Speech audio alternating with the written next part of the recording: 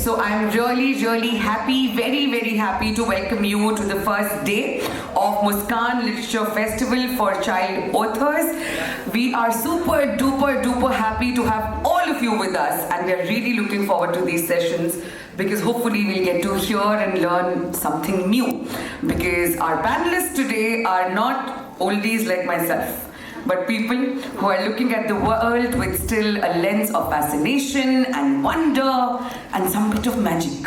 And that is what I hope we will all get to witness here on this stage.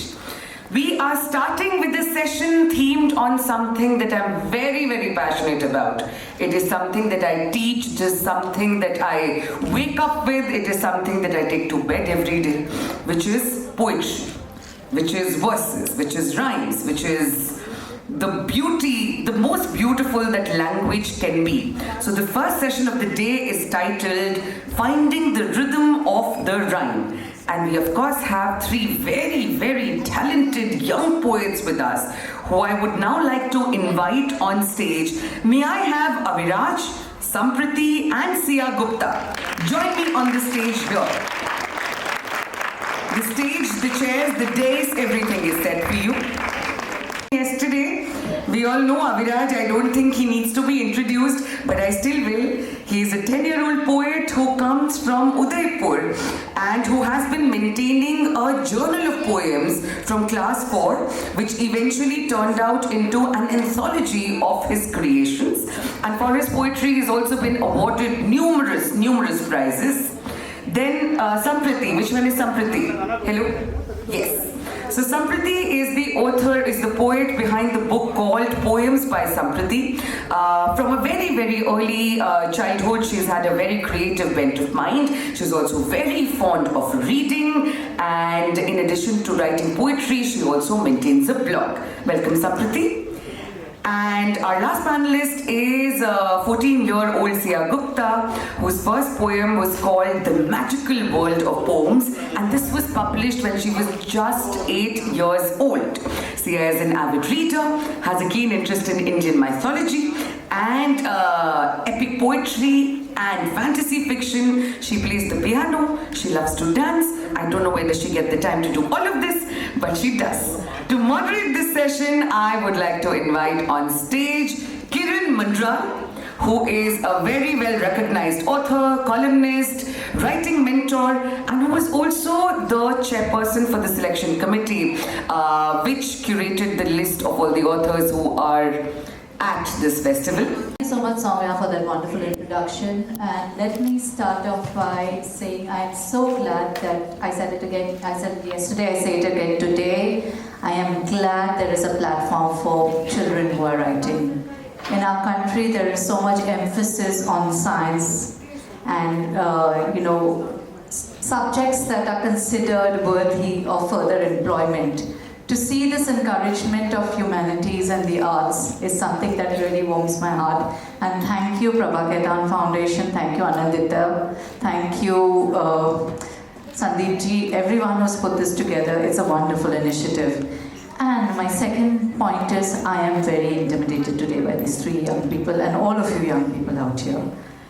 When I was very young, I wrote poems too. My mother probably has them somewhere. Someday she will take them out and blackmail me with them and threaten to publish them. And I'm very embarrassed of them because, when you get to a certain age, you look back and you think, oh God, what was I thinking when I did that? But what I see with the children today is something completely different. I love their confidence, I love the pride they're taking in their work, I love how they're owning their work and their writing. And a big round of applause for that spirit for all our children. I'll start off with the lone boy in our group. Aviraj, we heard you yesterday. You recited fabulously. And you've done a lot of writing for a 10-year-old, Aviraj. How did rhythm and words come to you? How did it start? What was the first poem you ever wrote or you remember writing? Do you think about it? Do you know what set you off the path on writing poems? When it was Corona time, I joined JPI's Jaipur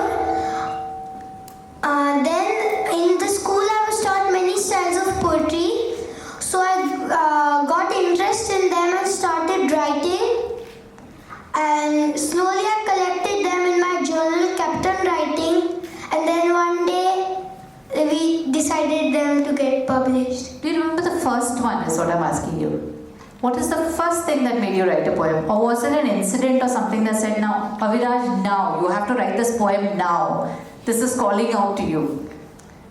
One time, ma'am asked to write a poem, one limerick. So, Mama helped me write, and then that's when I got interest that, yeah, it's wonderful poetry. Like, I started to write from that moment. So, where is Aviraj's mom? Cheers to you. So, you have set him off on this journey. Wonderful. Sampriti. When I was in class 3, Shri Academy, I had got one assignment to write a poem on any topic I like. I chose a topic on my school and I wrote a very short poem, maybe of 1 page. And at the same moment, we read a chapter, rather a poem on Ruskin Bond, which was called A Snail. When I read that, that pushed me along to write poems. And I started writing more and more. When it became a huge lot, I published it into my book. Lovely. So, it's a snail that set you off on the journey. That's very unusual. You know, normally you have clouds, rainbows, rain, birds, but a snail. What was it about the snail? There was one poem of Ruskin Bond, which was known as The Snail. And I captured that there were many rhyme schemes in that, and I was very young, so I did not know much about it. But when I figured out what a rhyme scheme exactly is, I found out that a rhyme scheme is usually found in poems. And when I found this, I started to make my own rhyme scheme, and I made lines to it, which made it into a poem. Wonderful, wonderful. You are the oldest of the 3 here, and you had a longer journey. What set you off on this writing journey? You published very young. I think you were 8 when you published your first book. So how did that come about? How did the first poem come about? How did the first book come about? Right, so when I was 8 years old, we had a school assignment where we had to write a poem. I wrote a poem called The Rainy Day, as usual, writing about clouds, sunshine, rainbows. So when I started writing, I found something that I could actually love. The words just came out of me. It was beautiful writing. It was a wonderful process. So I started to write more and more until I had a collection of poems, The Magical World of Poems, and then I went about publishing them. Wonderful. A huge round of applause for you. Now all you the three of you are writing in very different styles. Okay, Aviraj is writing, playing with words, playing with rhymes, talking about various things, making limericks, all kinds of forms of poetry. Sampriti is writing about everyday things, things that she loves, things that she experiences. You are writing about the Mahabharata. She has done the Mahabharata in rhyme. Can you hold the books up? Can you all three hold your book? So these are very different. I like the spread and the diversity of your thought. Now, since the topic of our session is rhyme, what are the rhyming styles or the rhyming meters that you like individually to use, that appeals to you, that comes to you naturally when you are writing? Aviraj, can you start? Anything that comes naturally to you and you don't really have to think so much, like your mind thinks in that rhyme? The words like automatically come in my mind and then I start writing. Whichever topic I think about, the words starts flowing in my mind and I start jotting down in my journal. Okay. And then it comes out wonderfully. So that means you have a natural affinity for words, Aviraj. It comes to you, you don't have to really work too hard towards it. That's lovely. What about you, Sampriti? When I write a poem, before writing into poem, I write a kind of essay, and using all those lines, I just put 2 rhyming words at the end. Just find some valuable words which can touch the reader's heart and see rhyming words with each rhyming scheme. So when you do your essay, you've already thought about the topic that you're going to do. So it's not that you write and then you develop the thing along with it. What about you, Sia? When you're doing something like the Mahabharata, for instance, you already have your story in front of you. You have your characters. All you need to do is to create the structure and to do it. So do you create the basic skeleton and then put the rhymes in, the rhyming words in? So I've actually preferred always starting out in rhyme itself. The thing is, I've always had a natural tendency to think, feel and rhyme, right? So I think the most important thing about poetry, as in the Mahabharata, is that while writing the Mahabharata, you're saying I had the characters there, but the thing about the Mahabharata is there are so many versions, there is so much culture, there's so much history behind it that I had a basic skeleton already. I had too much, I had vast knowledge. So I had to compile that. So while writing, I wrote many drafts, but I always kept to a certain storyline. I had to decide what things to write. And while I was doing that, I always wrote it in rhyme itself. I prefer doing that. You wrote it in rhyme itself, lovely. Aviraj, I'm going to ask you to read one of your poems now.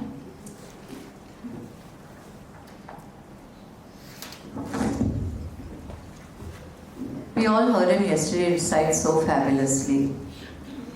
This is a poem on unity which I recently wrote.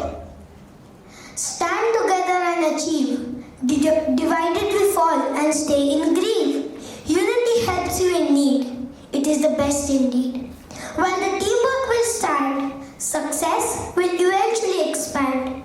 Unity keeps us upright, with which we can fight. One person we can easily rout. Teamwork it is all about.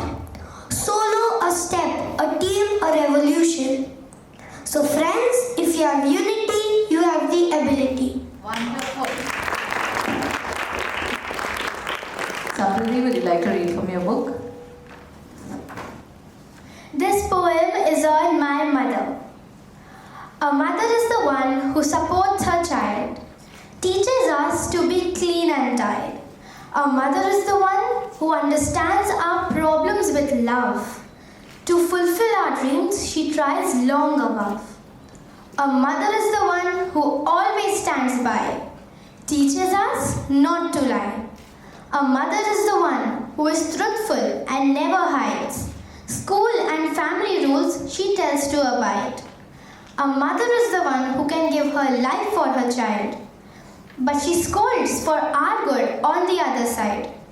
Teaches to be well-mannered, teaches us games. Teaches us maths, which sharpens our brain. A mother is the one who loves us the most. She also teaches us not to boast. Leaves us alone so we can learn. If not easy, of course she will turn. A mother is the one who never leaves us in solitude even a day. Be well behaved and always learn to pray. Thank you. Where is Sampriti's mother? A huge round of applause for I think that's such a touching tribute your daughter has written to you. Congratulations. Sia, your So I'll be reading an excerpt from my book. So this is the Krishna Chetavni, when Krishna goes to Hastinapur to try and stop the war that is coming.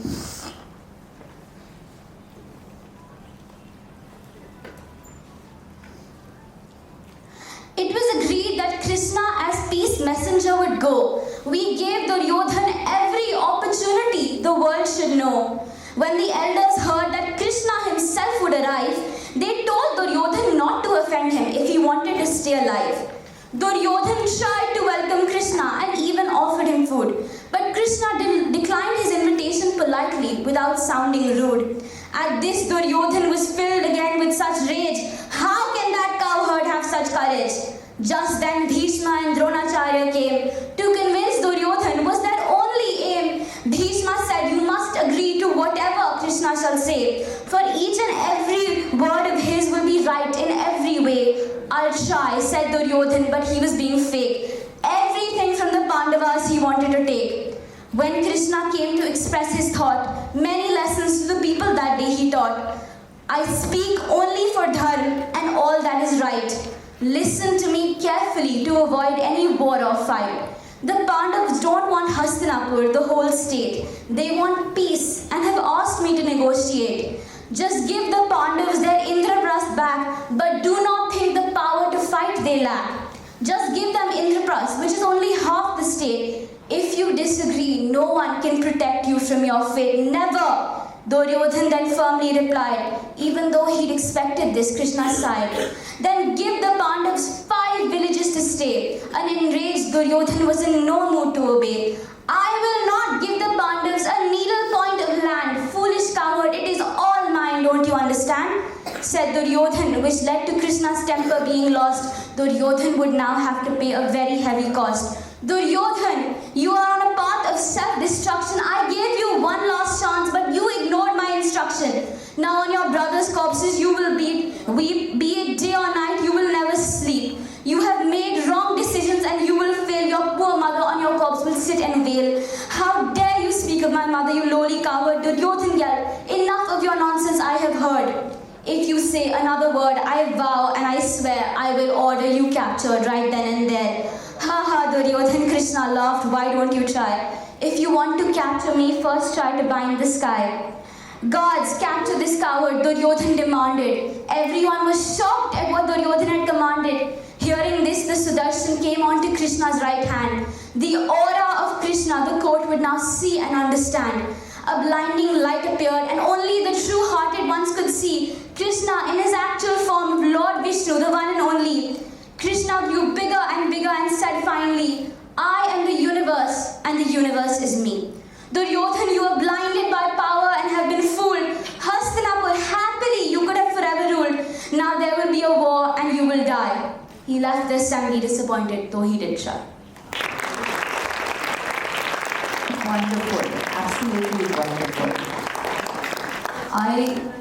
We've just come out of this very dark phase of COVID and the lockdown, and for us adults it has been tough. It has been even tougher for you as children. I'm trying to understand, how did the lockdown and the isolation impact your creativity?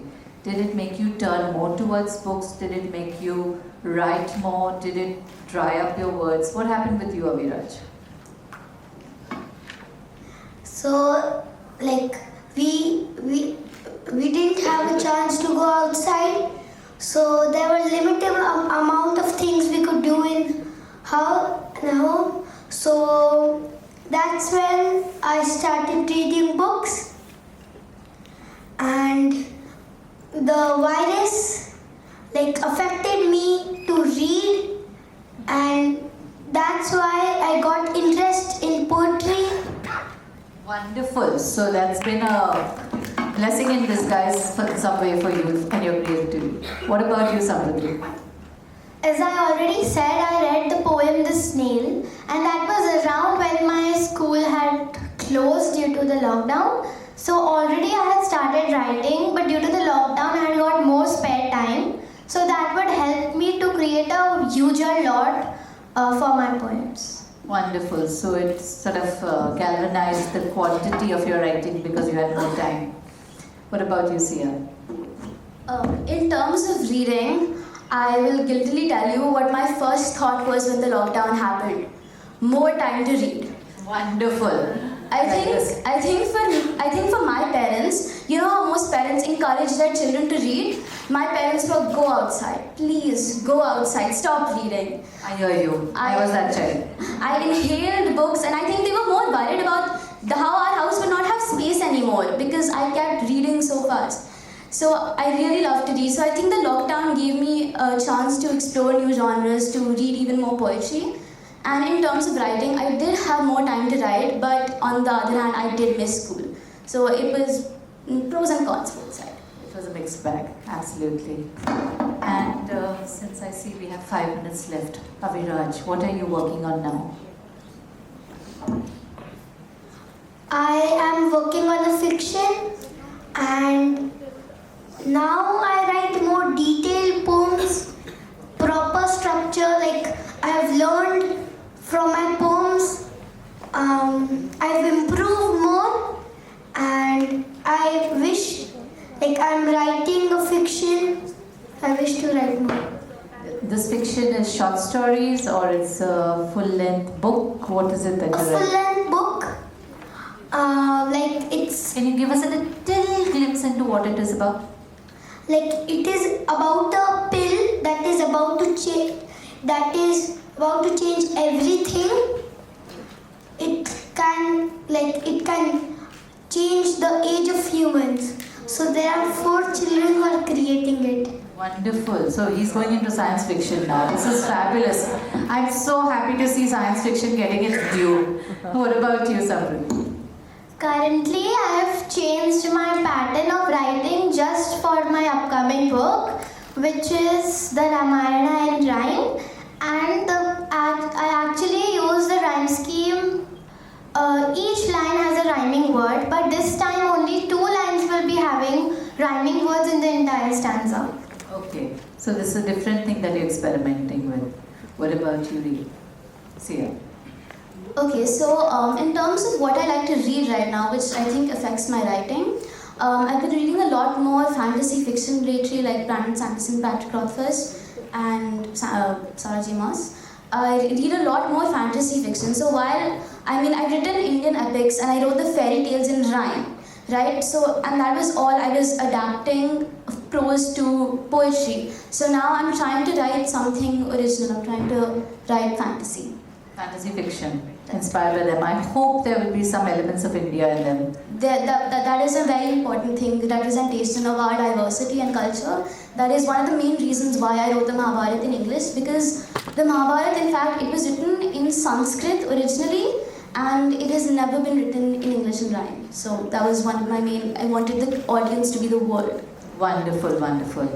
And I will request Aviraj to read one more and Sampriti to read one more poem for me, Recollections. And then we can throw the floor open for questions if you have any.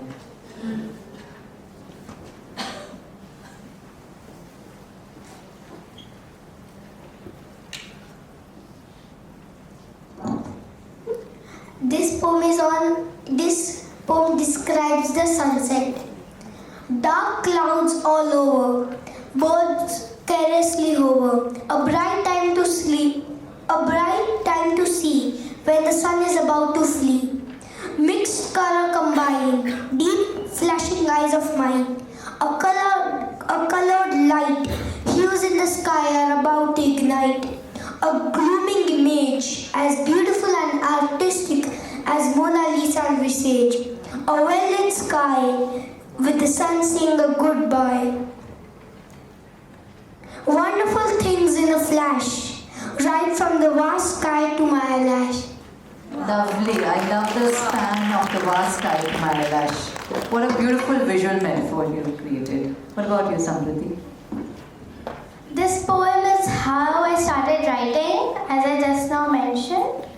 Ruskin Bond as inspiration, reading as oxygen as his consideration. The first poem by Mr. Bond I read was named Snail. In the world of poems, my mind went to sail. I tried to write and there was no difference. Even a child can write, that's my preference. Days passed by and I kept writing. To nurture my creativity, it was the correct timing. It took me hard work to reach till here. I couldn't write well in the start, but had patience and wasn't sure. Sometimes English and sometimes words were not correct. But practice makes a man perfect, I believe at current. Slowly I became better and spoke in cheer. That is how I reached till here. I am thankful to my parents and my teachers who supported me at every stage. Nothing mattered to them was my age. Tagore, Shakespeare and Oscar Wilde as inspiration, Ruskin Bond the most with appreciation. Lovely. I just want to button and add a small correction. Practice makes a human perfect. because you're going to be writing. So let's be aware that we need to bring both genders into whatever we write. Do we have any questions? Yes, I can see hands up. Lots of hands up. Mike?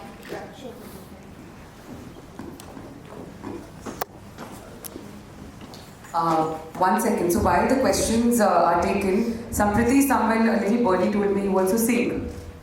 Can you quickly sing 2 lines? I want to ask the question Okay, from is it- Shriya Gupta that this Mahabharata is such a big epic, and how did you get the idea of writing so many words in just a poem? Okay, so I'll tell you a fun fact before I answer. The original Mahabharata was written in 1 lakh couplets, 1 lakh Sanskrit couplets. The story is infinitely huge. So I think for me the bigger problem was not how should I write more, it was how do I fit this huge story in just, and my version is 1000 couplets, taken from 1 lakh Sanskrit Wow. couplets to 1000 English couplets. So, but about writing more, so I tried to compile it as much as I could, and I focused on the main storyline, and that's how I tried to write it all. Thank you.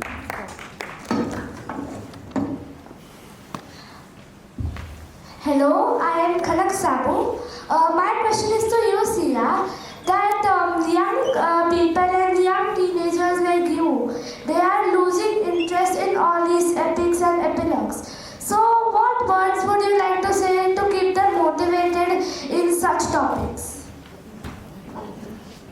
Right, so it's always been a huge aim of mine to keep literature alive. It is one of the most vital things to humans today.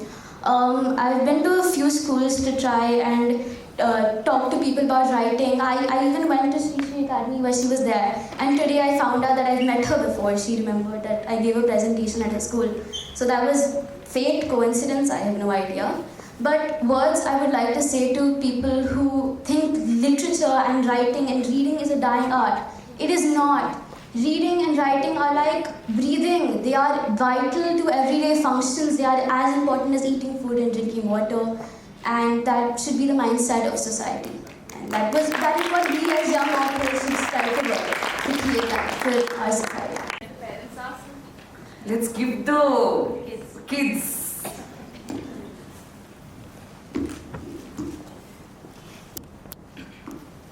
Hi, I'm Danya. So, this is really open to the entire panel. So, yesterday we had a chief guest who talked about social media in general, and he talked about how there's a lot of negativity on that platform. And I've seen how some of these authors use social media to talk about their writing. Like, I think Sampriti has a blog. So, what is your opinion on using social media as a tool for writing? Because I think my experience has been really good with it, especially for writing in general.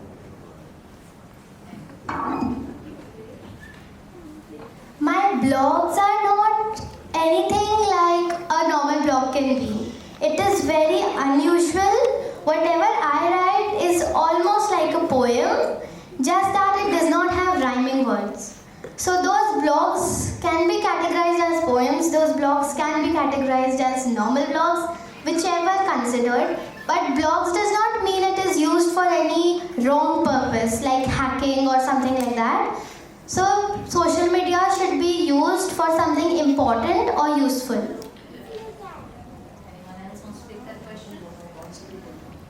So I think what my take on your question was, times are changing. I feel like social media is a tool. It can be used negatively or positively. In my experience, I have tried to spread writing tips and etc. on a social media platform. So like all things, it is a tool. It is how we use it. But social media will never have the true feel that a book does. It'll never have, you know how books have a different feel to online reading, online, etc. Right, so like that. Social media is something you can use positively, and you should continue using positively, but never forget that books, they are still the backbone of literature and reading. Okay, one more.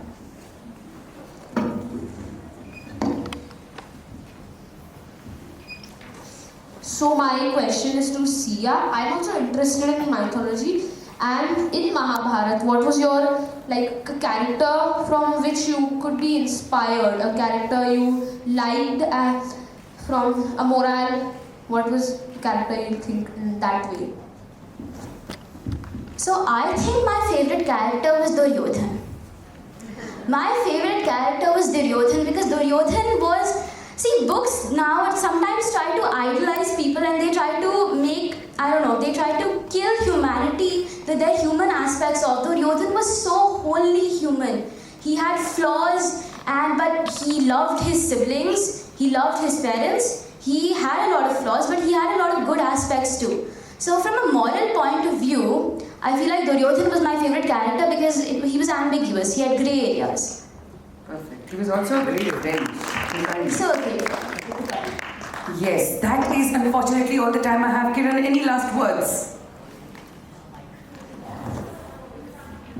I think the children have said it all. My only last words are kudos to the parents. Thank you for bringing up readers. Thank you for bringing up writers.